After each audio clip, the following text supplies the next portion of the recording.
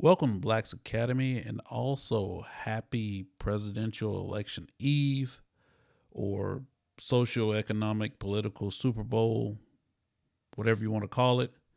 We're within hours, or depending on when you listen, watch this, maybe even minutes, moments away from what seems like both an inevitability, but also one of the tensest moments in American, at least pop culture. And I don't say politics because this election is just different. And of course, you know what I'm talking about is down to blue versus red, pills, politicians, whatever you want to call it. But we're here now where millions upon millions of people will be voting about things that they feel very strongly about, but as go with the emotions, often don't exactly know what they're talking about.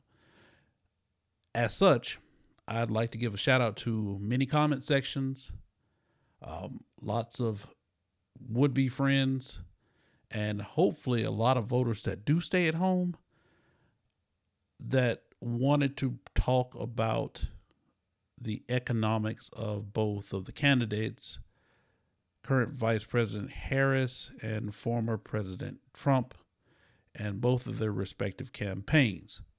Well, what I wanted to do was not really go through their campaign platforms from a political scope, but one from a market perspective, because that's what we do at Blacks Academy. So, if you're here, you probably want to know, what do you think the stock market is going to do? That's a question that's been posed, not necessarily to me, because if you know me by now, you probably already know the answer to this. And the quick answer is already on the screen. What's the stock market going to do? It's going to keep doing exactly what it does. But if you stay tuned and listen to me ramble a little bit longer, you'll find that there's another answer just on the other side of that. But I'm serious.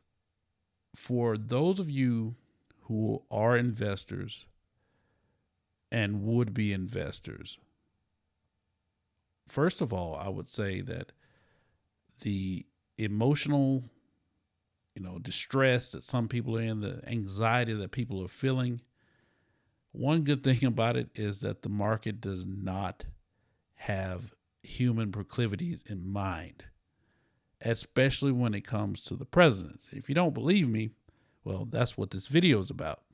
It's about data and facts. Not that they do much to sway the emotions, but at the end of the day, for those of you that listen and follow, you'll be a lot better off, and your portfolios likely will be too. Because of one chart, I'm going to start with the good stuff up front. Just looking all the way back, roughly 90 years, that's a lot of presidents. Not all of them, but it's enough of them to matter. You can see that the chart, just like the stock market always does, goes from the bottom left up to the top right. And here, according to some financial agency I found online, if you started with $1,000 investment way back when, 1933, and you held it, and of course it wasn't taxed and all these other factors like inflation, you're not adjusting for any of that. If you held it to today, it would result in $21.5 million. And through no period here, with the exception of maybe 1973, which is Nixon, 2003, and part of the Biden administration here, but actually we've corrected, we've gone higher than that right now.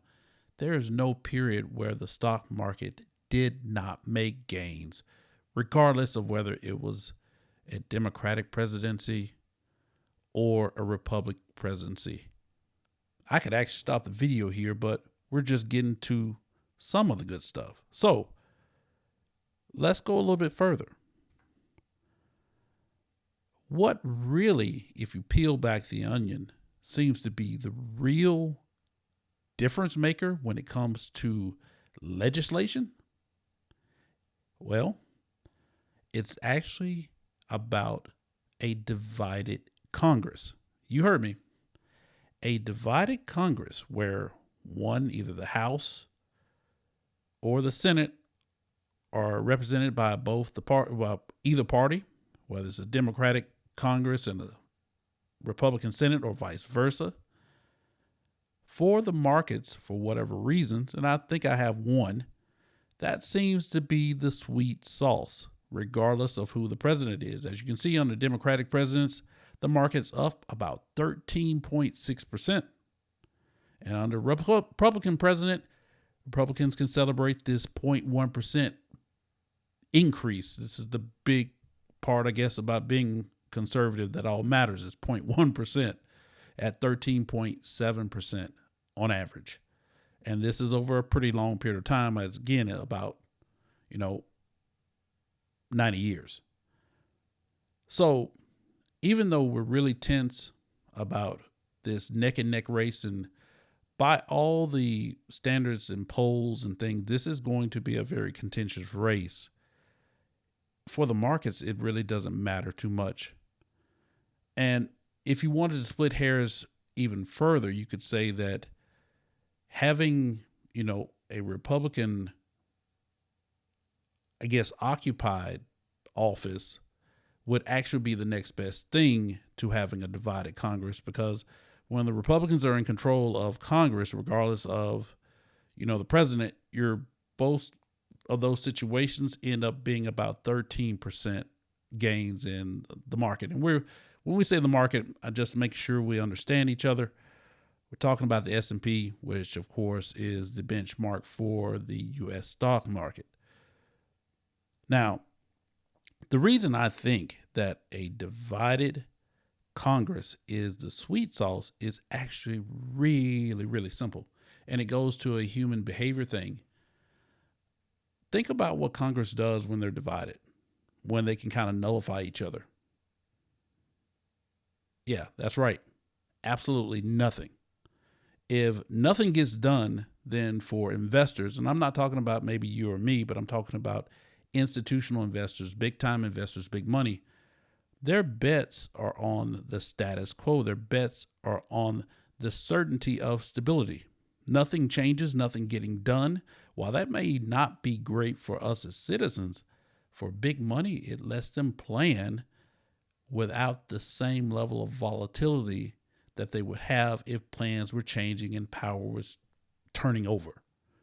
So all in all, while everybody's watching the presidential elections, we have some elections coming up in Congress and the Senate that are also very much worth paying attention to.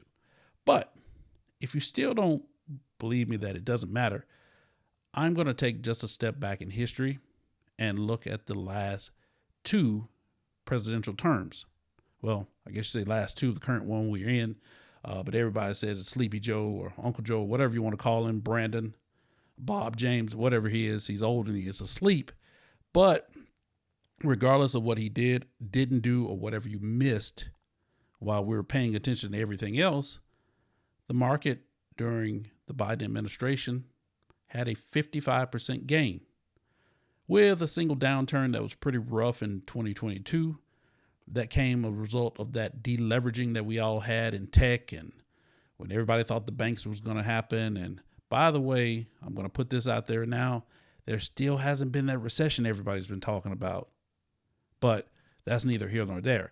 Let's contrast this to the Trump presidency, which people will feel equally strongly about, just diametrically opposed. You can see that the Trump presidency, the market was up 54%. So again, there is about a percent difference, at least at the time of this polling, and this was in July. Now, to be fair to Sleepy Joe, since July, the market has actually gone up even further, probably about another 10 points. But just to keep it equal and keep everybody happy, just hours away from voting, we can say that they were equal. And that really kind of gets to my point, is that, once again, for the markets, it doesn't matter. That doesn't mean that you don't vote or you don't care about the issues that you care about, but your money, it's pretty agnostic to all that type of stuff. And that, again, the reason is money has to be factored in and thought about in different ways than you would think about who runs your government and the policies Not that those policies don't matter, but for money, especially in the short term, it doesn't matter. Now, if you wanted to pick at this, and of course I am, the only real difference here in terms of the S&P's performance in Trump and Biden was the fact that the Trump presidency was a little bit more volatile, and actually a lot more volatile if you count the downturn that we had when the repo markets kind of seized up in 2018. Nobody really remembers that. But the plunge protection team came in Christmas Eve and rallied the markets, and it stayed all the way up until the end of February of 2020, which we then saw COVID take hold, halt the entire world economy. And of course, S&P and a lot of the other indices around the world suffered, but bounced back. And of course, again, in terms of if I had to pick and choose, like if I had a crystal ball, of course, I would pick the time period where there was least volatility. But if I listen to y'all talk about how bad this economy is, it kind of lets me know that either there's some sort of bias or y'all don't have any money in the market, because the markets are again up about 20% this year and was up about 24%, if I remember correctly, in 2023.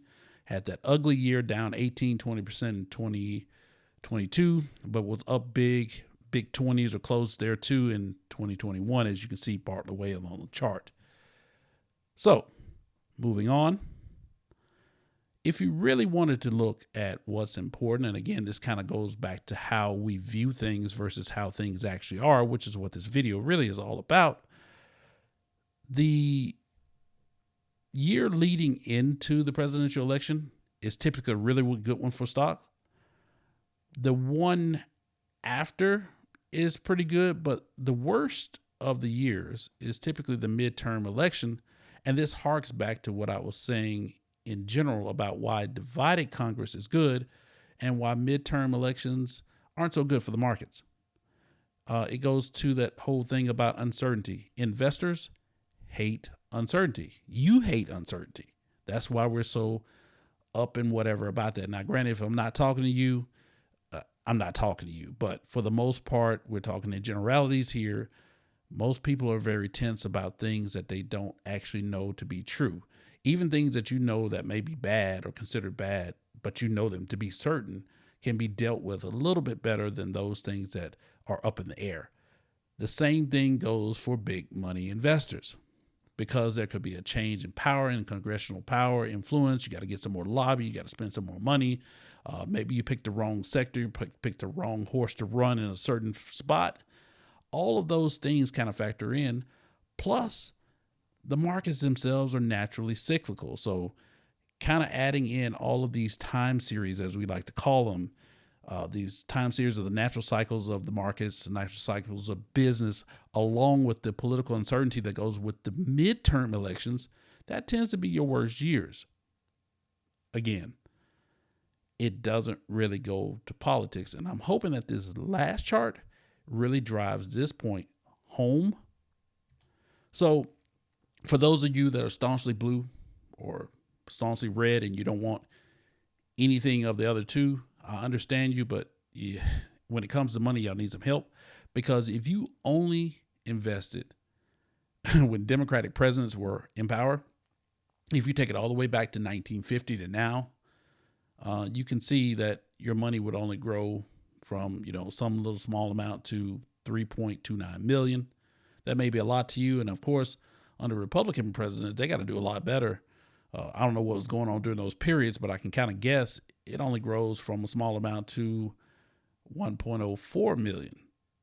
But if you're wise and you've listened not only to me, but to everybody that knows anything about investing in equities long term, you go from 1950 to now and you're up 34 million, which is 10 times one and about 34 times the other.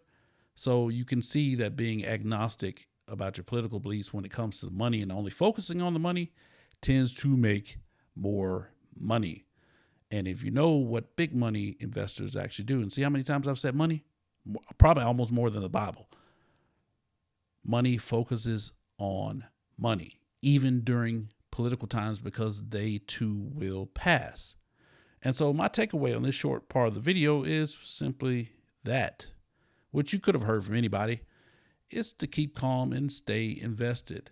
There's a lot of studies that show that, really missing out on a few bad things that happen in the markets, but not getting back into the market, trying to time the market, typically is one of the worst things you could do. Also, on the other event, trying to play into these events because you have some sort of feeling or you got some sort of insider tip. If you're not in Congress, that probably is not going to work for you anyway. But again, don't trade the political circus for common investing sense, which means, hey, if you believe in the S&P, it's been doing 8 to 9% a year for hundreds of years, well, over 100 years. Let's stick with that as basics. We can talk about the minor nuances of other companies and all this other stuff that makes it kind of fun to do it, but investing at this point in this juncture, regardless of who you're going for, it really doesn't matter. Stay invested, stay smart, make sure you're saving, and of course, only invest the money that you can be without. Don't invest your rent money hoping that one of the candidates is going to pull it out, because I promise you they're not looking that hard at you. Now, other takeaways from here: money wins. Wealthy investors, the one, you can take it as a sobering thing, as a saddening thing, but it's whatever you take it as, it's a realistic thing, or maybe an inspirational thing, but it's realistic. Wealthy investors, no matter who gets in tomorrow or later today, they're going to find a way to win, because they're going to push their resources, whether it's their money or their knowledge base or their personnel, to make sure that they have advantages. Same thing for you. Like I said, this is not necessarily a time to be betting, doing something outrageous just because it's an outrageous time. It's a circus. You're here to watch a show. You're here to have a good time, but you're not necessarily there to participate. You get out there and swing around, you can break your neck. Same thing. This is an allegory for how you use your money. Also, there's another little tongue-in-cheek here thing: exercise your options. Again, I'm not talking to the people who don't vote. Y'all do you, but for everybody else, please vote. And this is, for the most part, the video. Now, you can stop here, but if you know anything about me or Black's Academy, I'm not stopping at the point that, oh, you can just stay invested. I mean, granted, don't get me wrong, that is very good advice, but our students at Black's Academy demand a little bit more in terms of our education, our edification. We know there's a little bit more for the story.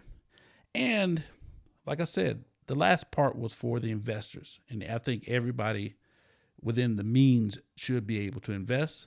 But this next part is for traders. So I'm going to stop right here, give all the disclaimers. Trading is not for everybody. You can lose a lot of money.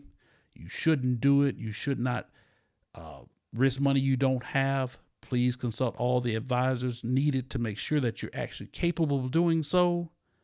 And so I'm going to ask, if this is you, gang, it's probably time for you to go home, clock out. We're about to get into some other stuff. So again, is you done or is you finished? Because we're about to get into Harris versus Trump for traders. And what I mean is this. So this part of the video, I thought about something. I said, hey, it probably doesn't matter to most investors. And again, I won't look at my long-term stuff regardless of what happens tomorrow. But in the short term, for traders, there are some opportunities, and we'll talk a little bit about that.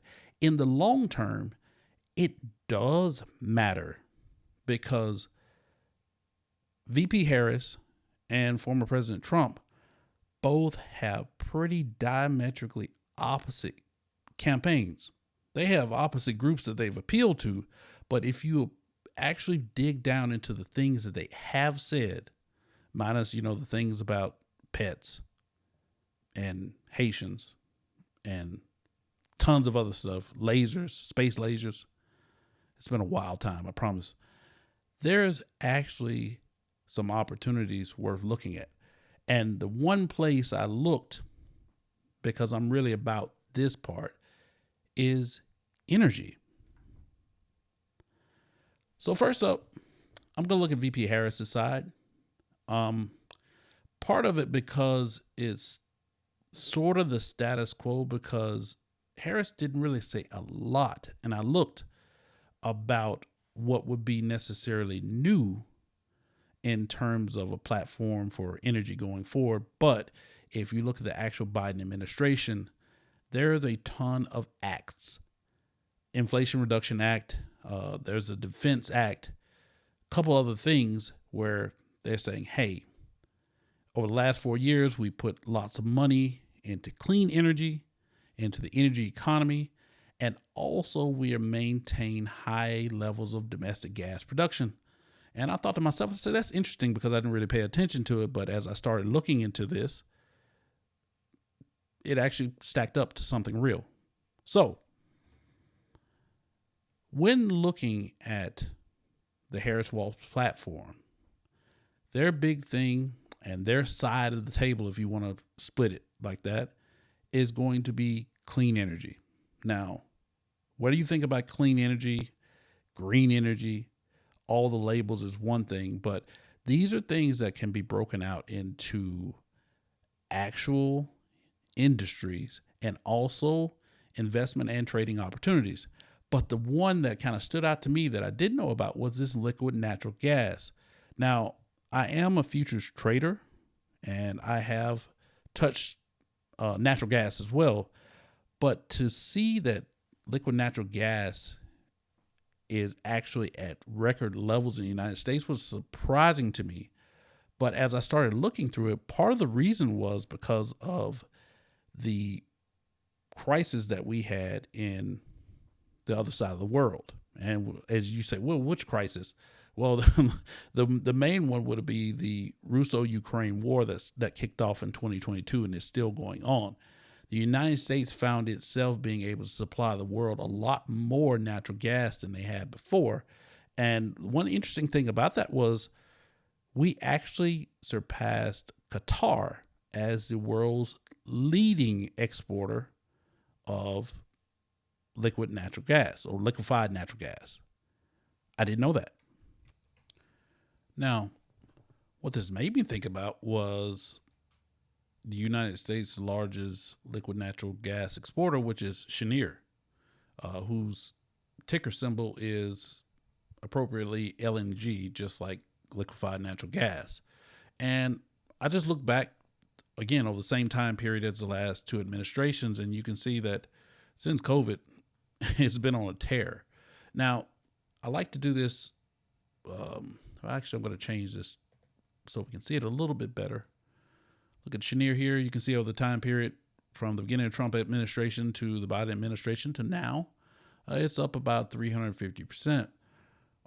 Comparatively speaking, the S&P 500 is up about 168%. I guess you give or take half of that. But that's fine for an index. But for energy, which is pretty volatile, you can see this. But to really look at this with some perspective, like I said, I think a lot of U.S. production overseas was bolstered by the fact that we had a big spike in natural gas. You can see here in the yellow, this is natural gas futures, and you can see that the kickoff here, of course, was going to be in 2022, even though I could argue that just like at the lows in 2020 and COVID, you started to see rising prices in the actual commodity for natural gas because inflation. And this was before people were really talking about it, but you'll find that lots of assets in commodity space are very, inflation sensitive. But this was exacerbated by the fact that a lot of the world supply of natural gas was cut off as a result of what was going on and still is going on in Eastern Europe. But looking at this from a trading perspective, I'm not going to give you guys to say that I recommend buying or selling of any of this stuff. I don't do that, but it's just to draw your attention to that we can see that the prices have modulated way lower for natural gas because, again, we've got a lot more production and demand going up. Even though demand's going up, you got a lot more production going up, so that's going to pare that down. But Europe itself is trying to figure out some other ways to get some more natural gas outside of, the brilliant idea of getting all their natural gas from Russia in the first place. But there's a trading opportunity or two here with Cheniere and other companies like that So I bring that to your attention. And it really depends on which candidate goes which way, because I've only talked here about the Harris Walz platform, and we've only talked about, natural gas, but the Trump platform actually has a natural gas play too. It just kind of goes a little differently.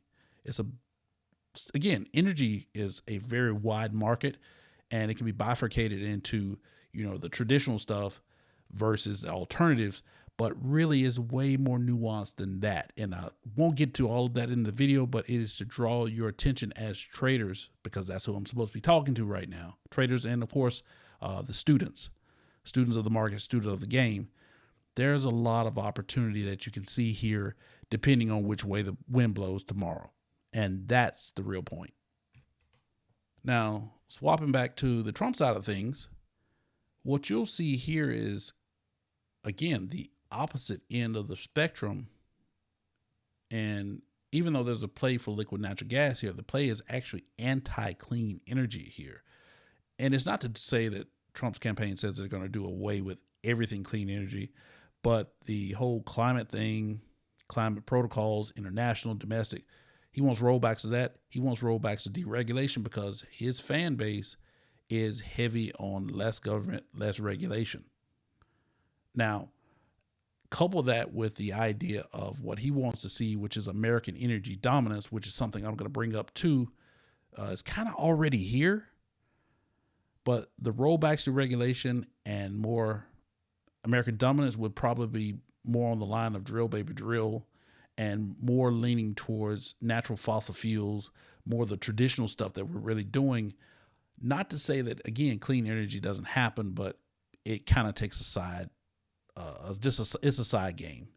And interestingly enough, lots of people love to talk about, world's crude oil production, exports, and you're going to name a lot of other places. You're going to name Saudi Arabia. You may be, insightful enough to name Canada. You might know Russia, a lot of the OPECs, but believe it or not, the United States is currently, or at least as of last year, the world's top producer of crude oil already. So this kind of is going along with another side of what is already happening. It's already status quo, but it's a good way to come in and take credit for it. Say that, hey, we did this already, but it's kind of like the Harris platform as well. It's something that's already going on.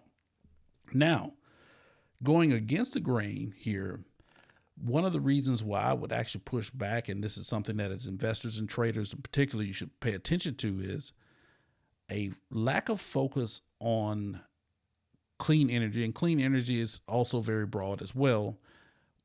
I found some stuff in the research where we're actually very, very much lacking on the world's base. And I think there's an opportunity here, again, depending on which way the world blows. One of those can be seen in solar energy. In solar energy, United States is in second place, but that second place would be like me on a full stomach trying to catch Usain Bolt in his prime with jetpacks on. And first place, of course, would be China. China leads by a long, long way in terms of solar capacity and also placement of solar energy. And the United States now has lots of tariffs still that are holdovers from the Trump administration that apparently the Biden administration was also really okay with, because we're really trying to catch up and promote solar, but we're so far behind. But solar is not the only place. I talked about this, it's at least been a year ago, where China is also a dominant player in the mining of what we call green metals, which are going to be these raw materials, these metals, both precious and industrial metals, that are used and are absolutely necessary for green and clean energy technologies. Either way the wind blows, the United States has to be more competitive in the future if we're going to keep up technology-wise. And just to put this in 2023, looking at solar energy in terms of installed capacity, China is more than 3 times more capable than the United States. Now,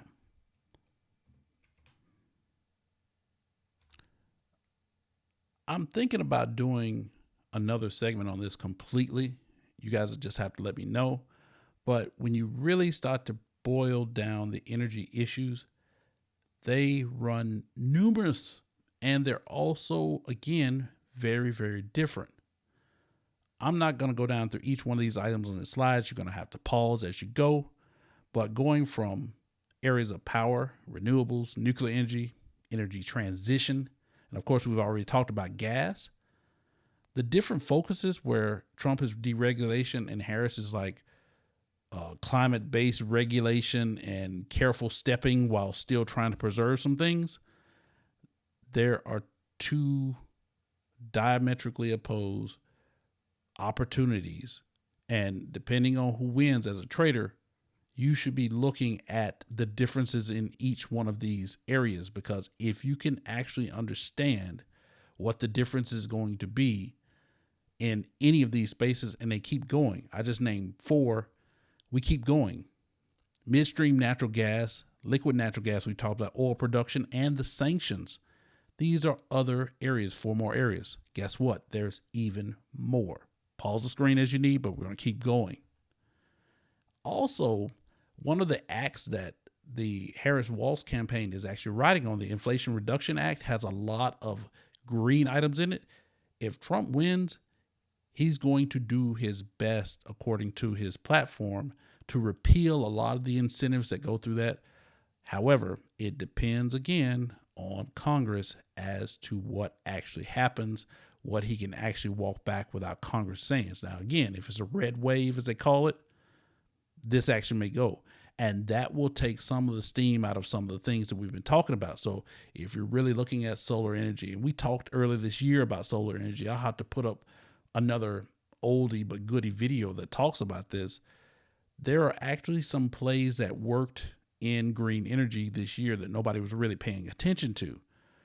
But surprisingly, electric vehicles would be one of the areas that actually may see a reduction of effort in the United States under Trump, but not necessarily under Harris-Walz, which is really weird with the whole Elon thing, but that's how politics works. Lastly, critical minerals, which we talked about, that's going to be up on the Trump side and probably not up as much on the Harris side. But then going from petrochemicals, which a lot of our petrochemicals are actually, well, they're made here, but a lot of what they call the intermediaries, which are the chemicals that are used to make the final product, they actually come from China. So increased tariffs and things like that may actually start to bring prices up in that area on one side, but also the Harris administration may have stricter EPA and regulations that may also affect some things as well. So all of these things have to play in. And last but not least, I still think the coal industry in the United States is dying off. You can see it in not only the production levels, but also the amount of money that they're spending on politics. So they're not even looking to harbor as a lobby for as much support as they have in the past. I don't know if that's going to change or not, but these are areas in which you can look, and I will say go back through these slides if you're really a dedicated student of the markets, and really take your time to peel through these, because you have some time until January, no matter, again, who wins. So between now and January, craft a plan, get ready, and there's going to be some opportunities out there, both long and short. And again, you have to be nimble, flexible, but of course, more informed than the next trader. So I would be remiss without saying, hey, tomorrow, again, short-term markets, there's going to be some things that are going to be affected. Which markets may be affected? Well, to put it colloquially, all of them. The election is a pretty risk event type thing. And so risk markets like stocks that we've talked about, they're also going to be affected. So you'll see some probably perturbations in the S&P, if not tomorrow night, overnight in the futures. You'll see it the next morning. Same thing for NASDAQ, small caps, et cetera, any of the domestic equities, and probably some of the other indices as well. Nikkei will be open while the votes will be tallied. So if you trade in those markets, just be aware. Also, crypto. Not many people have been talking about crypto, but crypto's been edging towards the highs. I do think the market is kind of setting up a corrective pattern, even though it's pushing towards the highs. But crypto will show some sensitivity to what happens for a lot of different reasons that probably don't do as much for, politics or, that sort of thing as they do for just human sentiment. But bonds and currencies are also very risk sensitive. So all the US pairs and some of the ones that you have to adjust for the interest rate differential, Forex traders know exactly what I'm talking about. And if you are a Forex trader and don't know what I'm talking about, you probably need to come to Black's Academy, because you should. But those that interest rate differentials, are large, you'll start to see some sensitivities during the election and definitely after. And of course, last but not least, this is what I've been waiting to say for the entire video. Commodity space. This is why I talked about natural gas. This is why I'm now going to talk about gold. And there's other energy sectors and other things as well, raw goods, even foodstuffs, depending on tariffs, no tariffs, geopolitical, events arising from who knows what. Commodities are going to be in play, not just because of the elections, but I think the elections are going to add a cumulative effect into it. And there's one market in particular that I think tomorrow as traders you should pay attention to, and that's one that I don't pay enough attention to, and that's gold. That's right, gold. In fact, I was talking to a trader today about the commercial and kind of psychological appeal of gold. And honestly, since our last call on gold, which was right around 1680 or so, gold's been on a tear. Historically, it's conceived to be, of course, preserving wealth, but also an inflation hedge. And you can see that gold is up. But I think there's something, a little polarity driving here about gold here. And I think on one end, I think Harris Walsh represents something that may be a little, I wouldn't say anti-gold, but I know on one end, a lot of conservatives tend to like gold as an investment. And that's conservatives that are, again, at whether you're looking at it from a Basel III perspective, or if you're just a down home good old boy that really believes in the virtues of, the dollar backed by gold and before fiat and all our troubles started or whatever. But looking at this chart from a technical perspective, and I promise you I'm not going to put a lot of stuff on here because, again, not trying to influence you to do anything, but it's just to notice. One thing I noticed when I started doing just some basic Fibonacci levels, we started to come into contact with some support, more resistance and support from a lot of different looks in gold. And if you know what I know, why I'm doing this, you're probably a student of Black's Academy, or at least you're proficient in some of the more geometric arts in technical analysis. But you can see that what I'm forming here is some confluence in resistance areas. And of course, they'll become support once they're broken. But these areas to me represent some opportunities for gold to do some things. We're sitting right at one. There's a couple other above. So there's opportunities above. But also, if this does hold to be a resistance, then it's kind of a look out below situation too, because as you can see, the move in gold here has been pretty stretched, just as it was from 2017 to right in the top of 2020.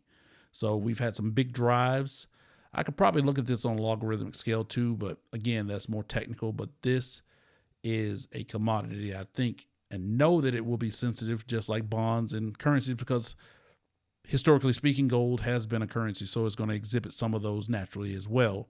But as an inflation hedge, and depending on, your political slant, I think all of those psychological factors will come into play when looking at tomorrow, and also importantly beyond tomorrow. So just bringing that up. And while we're at it, last but definitely not least, I'm here to talk to you about our futures course at Black's Academy. This course is the futures course. We call it the futures course for a reason. It is not an introduction. It is not short. It is comprehensive, and will let you know if futures trading is actually for you. And if you have any interest in futures and you're part of Black's Academy, you would be crazy not to at least take a peek at this course. It is what I consider to be one of my finest works for Black's Academy, because not only did I try to put a course that talks to you about not only what futures are, not only how to trade them, but how to look at brokers, how to set your margins, everything you can think of conceivably, what time to trade, what time frames to trade, what tools to use, and also how your personality guides all of this, which markets to get into, whether you're energy traders or your agriculture, the history of those, all these things are packed into this comprehensive course. Don't miss out. I think that futures is a market that is not only overlooked, but it will become extremely important in the next few years. So that's part of the course being created in the first place. So all of this to say, again, keep calm tomorrow. Make sure you're doing the right things with the right people, and always doing enough so you can move forward. Join us at Black's Academy. This is Mike. This is my part. Good luck.